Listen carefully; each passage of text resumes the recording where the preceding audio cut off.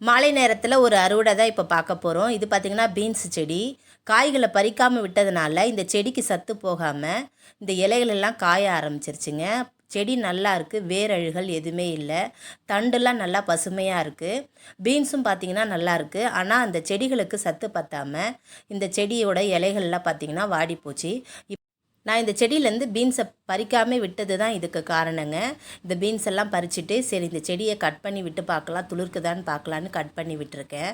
அடுத்து பார்த்திங்கன்னா ஒரு 4-5 கோவக்காய் இருந்ததுங்க. அந்த கோவக்காயும் பறித்து எடுக்கிறேன். எங்கள் வீட்டில் கோவக்காய் பார்த்திங்கன்னா எப்போயாவது நானும் பொரியல் பண்ணலான்னு பார்க்குறேங்க, முடியவே இல்லை. ஏன்னா யார் எப்போ மாடிக்கு வந்தாலும் கோவக்காய் எடுத்து சாப்பிட்றாங்க. இந்த கோவக்காவை என்னால் பொரியலே பண்ண முடியலைங்க. ஒரே ஒரு முள்ளு கத்திரிக்காய் இருந்தது, அதையும் பறித்து எடுத்துக்கிட்டேன்.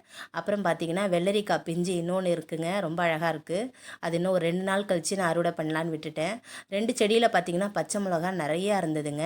அந்த 2 செடியிலேருந்து பச்சை மிளகாவும் பறிச்சுக்கிட்டேன். இன்றைக்கான அறுவடை பார்த்திங்கன்னா பீன்ஸு, கத்திரிக்காய், பச்சை மிளகாய், கோவைக்காய், டேபிள் ஆரஞ்சு 2 பழம். நமக்கு பச்சை மிளகாய் பார்த்திங்கன்னா இந்த வாட்டி நிறையவே கிடச்சிருக்குங்க. மாலை நேரத்தில் மாடிக்கு வந்தாலே ஒரு அருமையான அறுவடை இப்போ கிடச்சிருக்குங்க. இயற்கையை நேசிப்போம். நன்றி.